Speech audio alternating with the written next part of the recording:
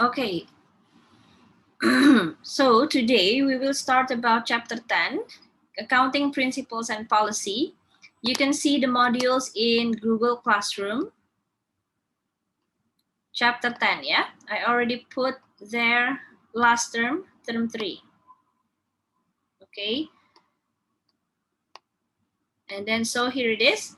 What is accounting principles? There are several accounting principles that you need to remember, and along with the keywords, because you have to follow all of these rules when you are preparing a journal entry or making a record in terms of double entry. Yeah. Now, the first principle is accounting entity or business entity. And what is this rules about? What is this principles about? It is about the business and the owner are treated separately in the accounting records. Example, treatment of drawings made by owner is recorded in the capital part of the statement of financial position. This is related to accounting equation where assets equals to liabilities plus capital.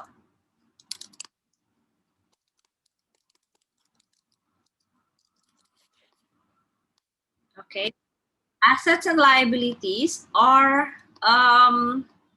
transactions that is for business only. Meanwhile, in the capital part, it related to owner only. Yeah. So the keyword for this is this part. The business and the owner are treated separately in the accounting records. So that's the accounting principle sounds. Yeah. So when you are required to choose or to explain about this accounting entity, you have to explain that this principle state about how the business and the owner transactions treated separately in the accounting records. Okay, so that's about it. Yeah, do you have any question? No, yeah. So once again, business entity or accounting entity is a principle where it's said that the business and the owner are treated separately in the accounting records. Yeah. Next is duality. Duality is every transaction has two aspects involved.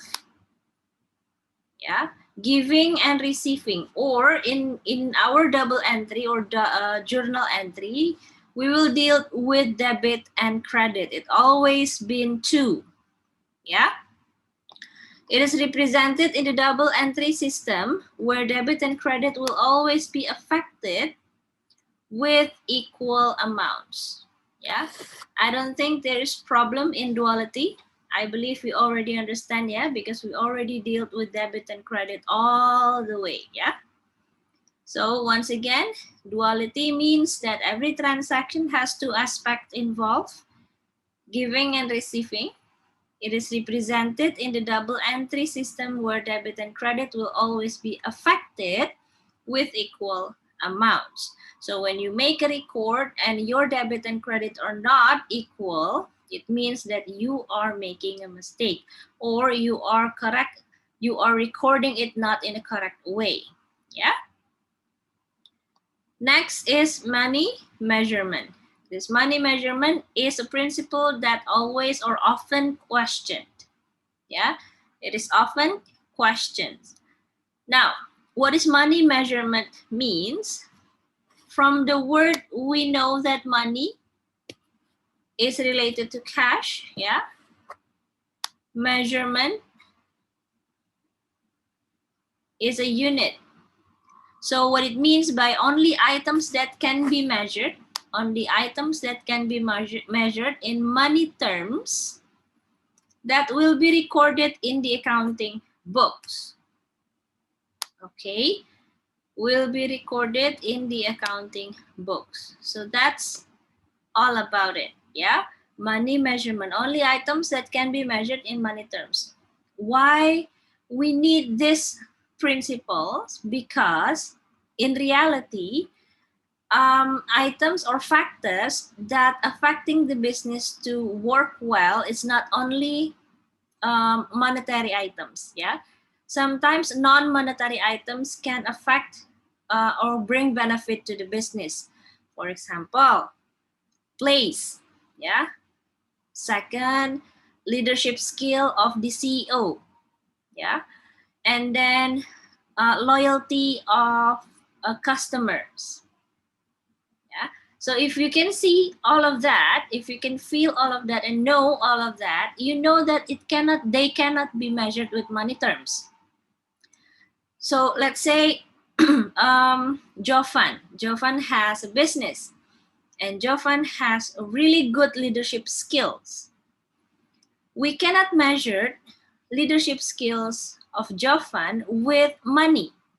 We cannot measure that but it somehow brings benefit to the business. Yeah, good leadership skills means the operational of the business will run well. Okay, and then for example, another example, Nicole has a boutique shop in a very strategic place. That strategic place cannot be measured in money terms. You cannot say, okay, strategic place is priced by, let's say, $5,000. Cannot, yeah? So those kind of things are non-monetary items, yeah? And even though they are bring benefit to the business, but we cannot record that into accounting books, yeah? Only items that can be measured in money. For example, premises. Can we measure premises with money? Yes. If you can see a building, yeah, if you can see a store, they have value. They have monetary value, yeah. Inventory, trade receivables also can be measured in money terms. So that is why you can see that you can see all of their amounts in the trial balance. That's why you can record that into journal entry, yeah. Another example for for leadership skills, loyalty and appearance, yeah, cannot be measured in money terms, so they cannot be recorded in accounting book. Such as if you are in a model agency, one of the factor that the important factor is appearance. If you are in a model agency, yeah. But can we measure appearance into money terms? Cannot. But somehow it brings benefit to the business. Yeah, so once again, this accounting principle states that only items that can be measured in money, yeah, will be recorded in the accounting books. Those factors, non-monetary factors, will not going to be shown in our accounting books or financial statements. Yeah, is that clear? Clear? Okay, continue. Yeah, do you have any question? Okay, good. Number 4, realization. Realization states that revenue is recognized when the ownership, yeah, revenue of the is recognized when the ownership of the goods or service has been passed to customer. Okay, so what does this means? So, for example,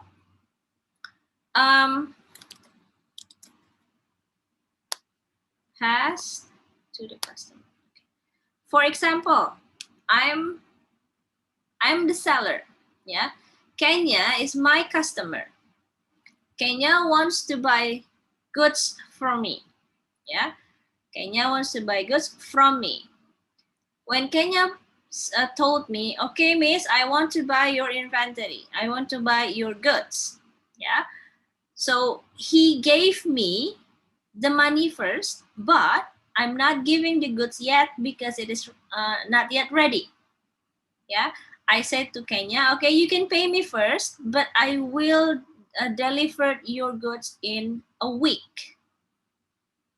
Okay, now the point is when I receive that money, I cannot recognize that as revenue. I cannot recognize that as my sales yet. Okay, why? Because the goods has not been passed to Kenya. Is that clear? Yeah, and this number 4 is going to be discussed in the next chapter.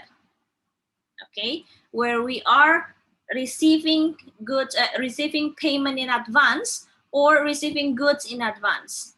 Okay, the treatment and the journal entry will be different from the way that you remember. Okay, so once again, revenue is recognized when the ownership of the goods or service has been passed to the customer. So by the time I receive the money from Kenya, I cannot recognize that as my sales yet. Yeah.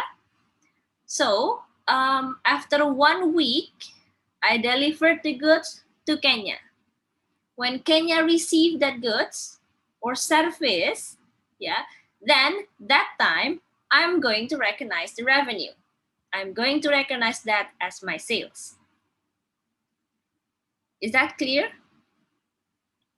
Clear, yeah? Yeah. So that is about realization. Yeah. So we are realizing or recognizing revenue. Okay. When the ownership of the goods or services has been passed to the customer. Now, number 5, consistency. Consistency is very important. Yeah. Consistency is about consistent. In accounting, everything has to be consistent. Yeah. For example, the consistency states that accounting policies used in the business must be the same or consistent from year to year. So what does this means actually? Yeah, if we in the future there will be methods in calculating several expenses. Yeah, there are methods in calculating expenses in the future. Yeah, so such as we are talking about depreciation, such another one we are using method of recording inventory and etc. etc. Yeah. Now the point is, when choosing accounting method to calculate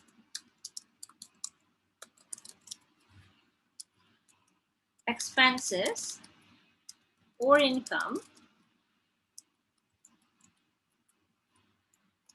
the method that is chosen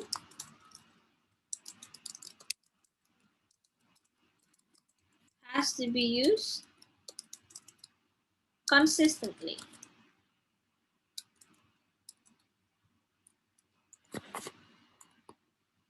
So this is it. Yeah. So when you choose, let's say you choose method number 1, and then you have to use that method for years. So you cannot change the method in the 2nd year, and then in the 3rd year you move again or you change again to the first method. And then you change again in the 4th method and the 4th year method. Cannot, yeah? So when you're choosing an accounting method, it has to be used consistently, at least for 5 years. At least minimum for 5 years, yeah? Because if you are changing policies or if you're changing method from year to year, you cannot make comparison, yeah, or compare your performance, your business performance from year to year. For example, year 1, you're using method 1 to calculate the depreciation expense. In year 2, you are using method number 2 to calculate depreciation expense. So definitely, because if you're using different method, you cannot compare 1st year and 2nd year accurately because you are using different method. Clear, yeah? So when you're choosing a method, it has to be the same so that you can compare with the same variable. Then your comparison and result on analysis will be accurate. Yeah? Clear, yeah? That's consistency. Any question? Am I too fast? No, miss. Okay, good. Number 6, accrual or matching principles. This accruals and matching principles also quite very often questioned. Yeah. Now, what is accrual and matching? This is quite difficult. The revenue of the accounting period must be matched with the cost or expenses of the same period of time to calculate accurate profit. Once again, accrual or matching, they're the same, yeah? So it states that revenue of the accounting period must be matched with the cost or expenses in the same period of time. That's the key, yeah? Why do you have to match between revenue and cost? So that you can find profit, okay? I want you to remember income statement. In the income statement, you are matching between all revenues and all expenses. Revenues minus expenses, then you can get profit, yeah? It has to be in the same period of time. For example, the revenue that you collect are only for that current year, and the cost or expenses that you collect are only for that same period of time, yeah? So if you have this revenue in the same period of time, okay, you can get accurate profit. Now the problem is in reality, sometimes revenue that you receive is not only for 1 year. For example, somehow you get or you receive revenue for 2 years or 1.5 years or maybe 14 months. Meanwhile, in one accounting period, you only have 12 months. Yeah, so those kind of complex situation will be discussed in the next chapter. Yeah, so remember, when we are trying to find profit, okay, revenue and expenses has to be in the same period of time. If your revenue is too much because there are some amounts that belongs to next year, you have to cut them. And these expenses also, if it is including expenses for next year, you have to cut the one for next year so that it becomes in the same period of time. So revenue and expenses match so that you can have accurate profit. Is that clear? Yeah, I believe because you already learned about income statement, so you can imagine that we have a lot of income, we have incomes and we have a lot of expenses. Yeah, we're going to deal with cut and add of that income and expenses in the next chapter. Yeah, more detail. Okay, number 7, prudence. Prudence also is one of the accounting principles that often question. Yeah, what is prudence? Prudence is related, is the same word with clear. Yeah, it states that to ensure that the profit and assets are not overstated. Yeah, prudence is to ensure that profit and assets are not overstated, as same as loss and liabilities are not understated. It means that when you are presenting financial statements, okay, financial statements must not be overstated or understated. Yeah, so that's about it. So prudence states that when you are preparing financial statements, you cannot overstating assets, and profit and loss cannot be understated or understatement. Yeah, why is there, is there possibilities that a company do that? In reality, it's very possible, because when you have assets and profit, yeah, when you have a big profit and asset, it means that your company is good or growing. So in reality, there's a practice where company are often to overstating their profit and assets so that it is not giving them a true and fair financial statements value. Yeah, it is possible. Yeah, let's say I really need money, I need investors, but my profits and assets are not really supporting me in terms of giving financial information to my investor. So I try to make it looks bigger. So I'm adding my assets and profit. Yeah. So I'm overstating my assets and profit. So that when I gave that to my investor, let's say Rachel, my investor, Chelsea also, Ellie, and Arfian. Yeah. And then when I gave them my financial statements, they are happy. They're pleased. Why? Because it shows a very good numbers. But in reality, I'm overstating it. Yeah.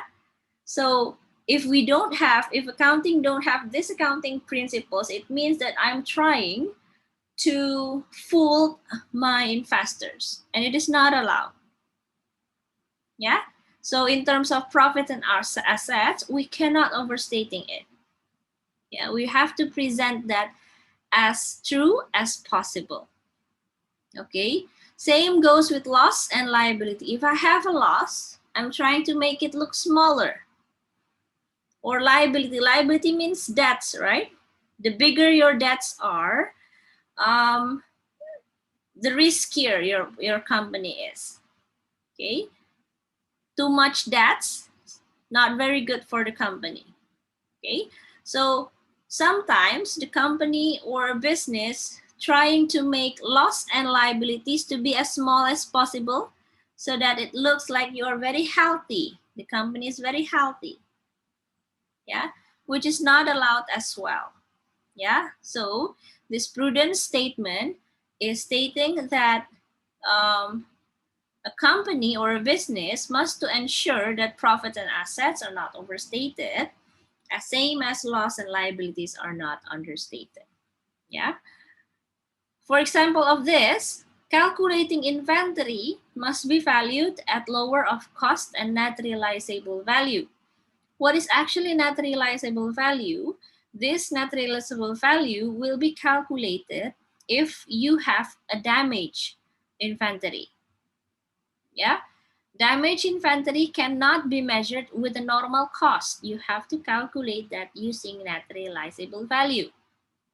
Okay, now if you are choosing the wrong numbers, it will give overstating value in the inventory, and we cannot overstating assets.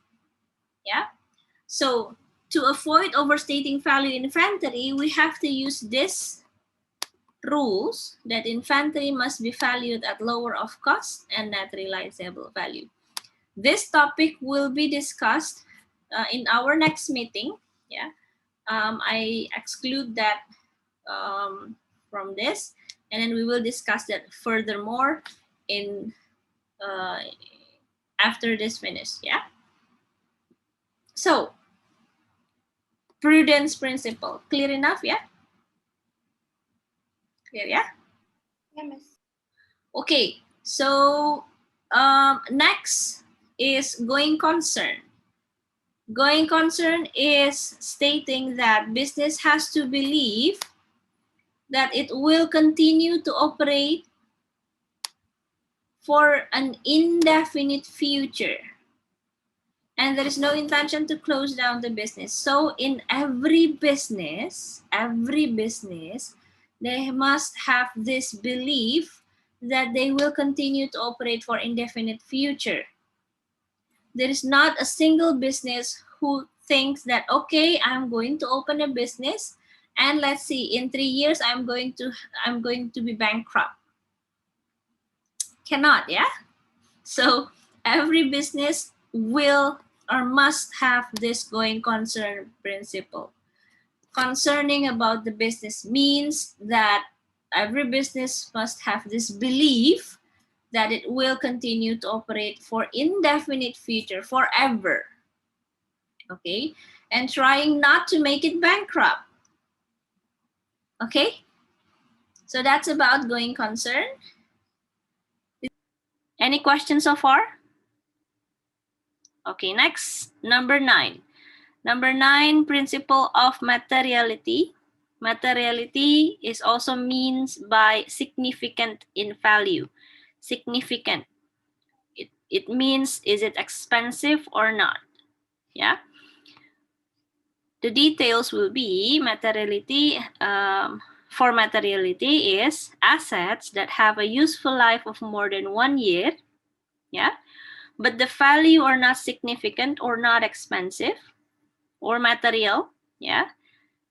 They will be treated as expenses rather than non-current assets. We know that there are two types of assets, right? Those who are finished less than 1 year or changing less than 1 year, but there is also an asset that can be used for more than 1 year. And then you classify them into current assets and non-current assets, right? When you purchase assets, and then this assets is quite have long in terms of life, yeah, useful life, yeah, we usually will categorize the assets into non-current assets. But sometimes there is an asset that has a useful life for more than 1 year, but the value is not really significant. It's really cheap, yeah. So rather than you putting that assets into non-current assets, because in the future we will talk about how to deal with non-current assets and how to calculate part of consuming actions of it. Yeah. Now, example, stapler. This stapler, yeah, this is not expensive, but can you use this for more than 1 year? Definitely. Yeah. So instead of you are putting this as non-current assets, you just have to treat that as expense. So we will close our eyes, yeah, and think about this will be finished, yeah, by 1 year or maximum 1 year, yeah. We will treat this as expense, even though we can use this for years, yeah. And that's one of the example of materiality concept, okay. As a definition, this should be categorized as non-current assets, but in value, it is not material. It is not significant, yeah. So you just have to treat that as an expense, yeah. So example of stapler will be considered as stationary expense. The name of this is stationary expense because this is part of stationary pen, yeah, marker or any other stationery. It will consider as stationary expense. Okay. Any questions regarding materiality? Clear, yeah? Okay, good. Next is historical cost. By the name historic. Historic means past. Yeah. Historical cost means past cost. And the cost itself is actually purchasing price.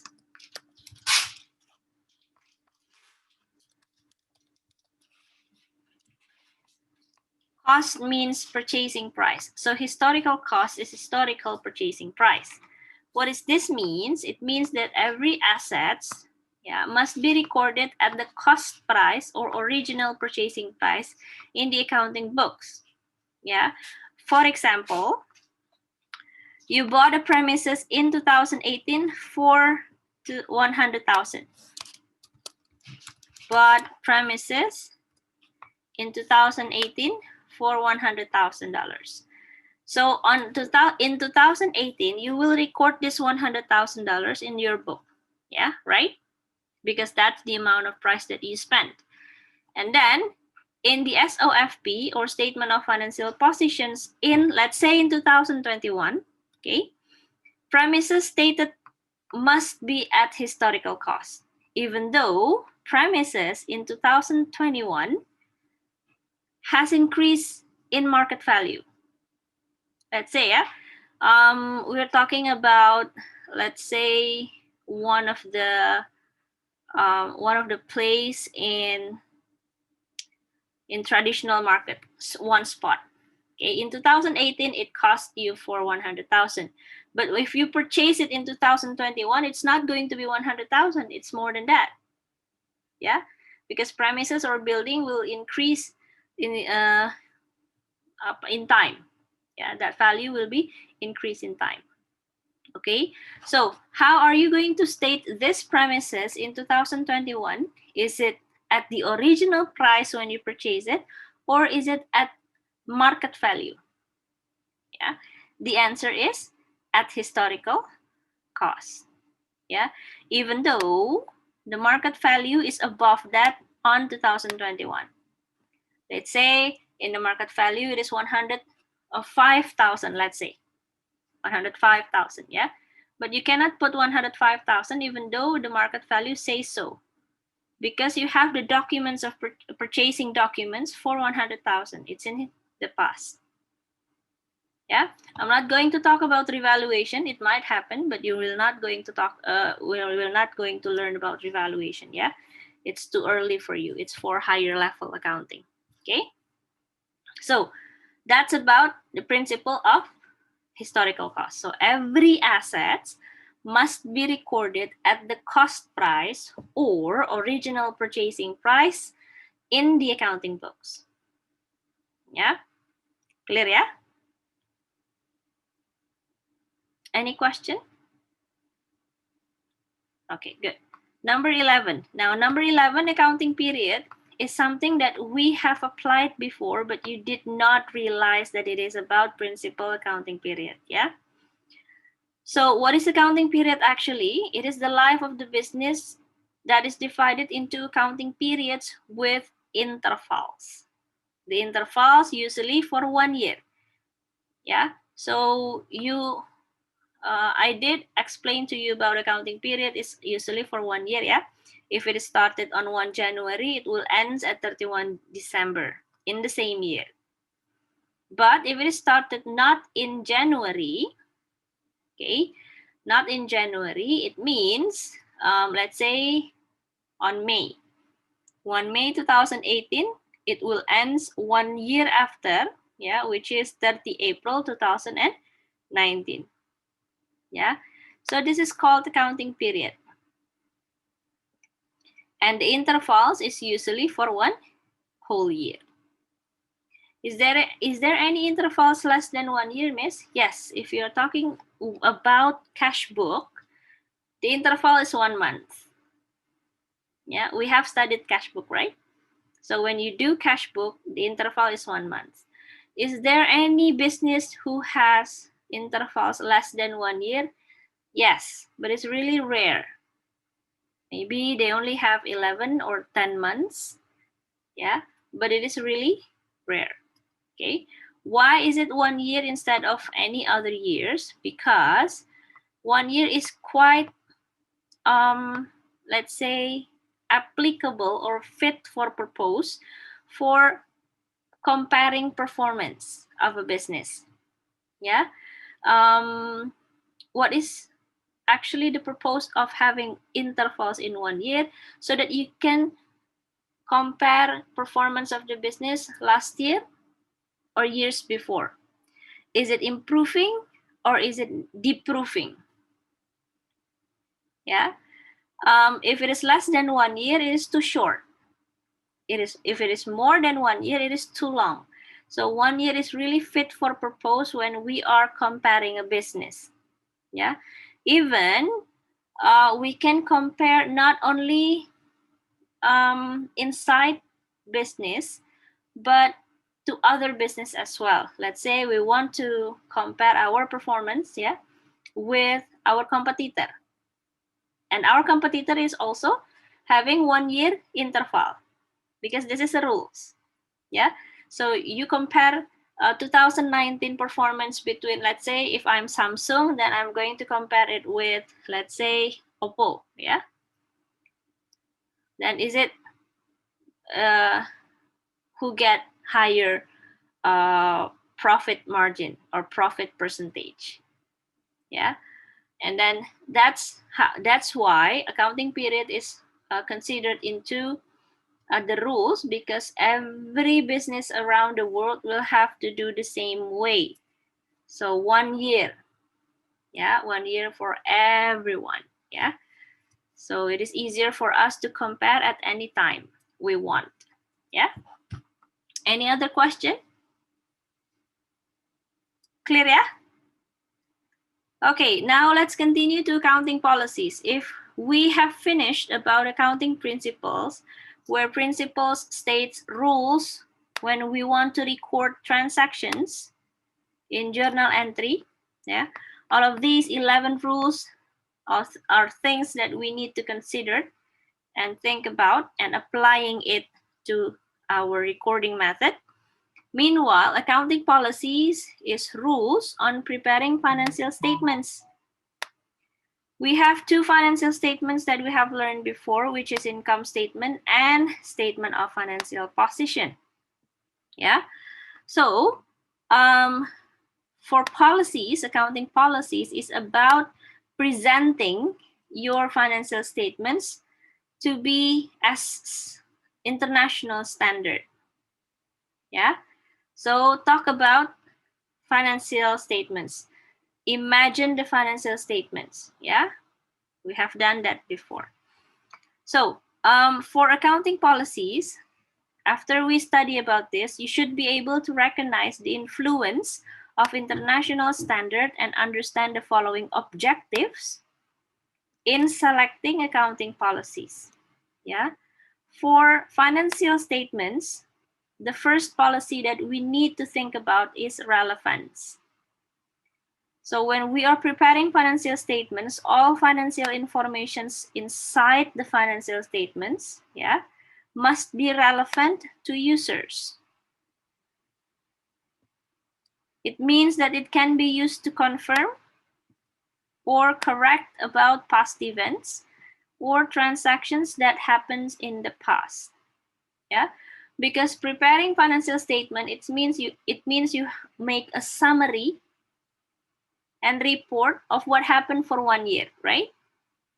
All of those information has to be relevant in terms of business, so that all informations can be used by users, yeah, to make business decision. Okay, so that is why it's about past events, and it can be used to confirm. So when we decide on things, when management decide things, business decision for the business, yeah, it is more accurate. Yeah. Okay. Any question? Clear, yeah, for relevance, yeah? You understand what it means by relevance, yeah? Okay, continue. Number 2, the policy will be reliability. Reliable is the original word, reliable. It has to be reliable, yeah? It means that financial information provided in the financial statements must be free from bias and significant errors. If it consists of bias and significant errors, we cannot rely on that financial statements. Yeah, so that is why accounting cannot tolerate any errors. Okay, so this reliability is very often questioned in the exam. You have to explain the reliability policies. What is that means? Yeah. And I have to inform you that reliability and prudence are not the same, yeah? So students' common mistakes usually explaining reliability with prudence explanation. Okay? So prudence explanation is not overstating profit and assets. Meanwhile, for reliability, it is stating that when you preparing financial statements, that financial statements must be free from bias and errors. So it is not talking about specifically profit and assets, but every single errors that might happen. Okay. Next, comparability. What is comparability means? Financial statements provided can be used to make comparisons of performance in the business from a wide range of countries. Make comparison. That is why it relates to our accounting periods here. Okay. All business must present financial statements with the interval of 1 year. Yeah, so that it is similar to every other business around the world. Yeah. This one. The business must present financial statements using international standard so that it can be compared to other business to measure performance of the business with other business around the world. Other than accounting period that has to be the same, also international standard means that you have to follow the templates. That is why I really cranky when you are not following the template. Yeah, if you are putting the amount just as like just what you want, yeah, in the place where you want, it is not following the international standard, because everything must have to follow the template so that every business will have the same templates. And when users are comparing it, it is not showing different way. Yeah, it is easier for users to read that because not all users have accounting basic. Yeah, usually users is only a person, a simple person who have a lot of money. Yeah, so we are trying to make it as simple as possible, as general as possible, and using the same templates around the world. Yeah, that's comparability. So it is we have to make sure that financial statements are using the same international standard and using the same template so that it can be compared with other business in a wide range of countries or around the world. Yeah. Any questions so far? No? Okay. Number 4, understandability. Preparing financial statements must follow standard presentation so that users can easily understand. As simple as that. Yeah, we are trying to bring information to users who don't have any accounting basic in general, and then so that those people, those users can easily understand what we wrote, because it is going to be useless if we are preparing financial statements but nobody can read it. Yeah, so it has to be understandable. Okay, any question? No? Okay.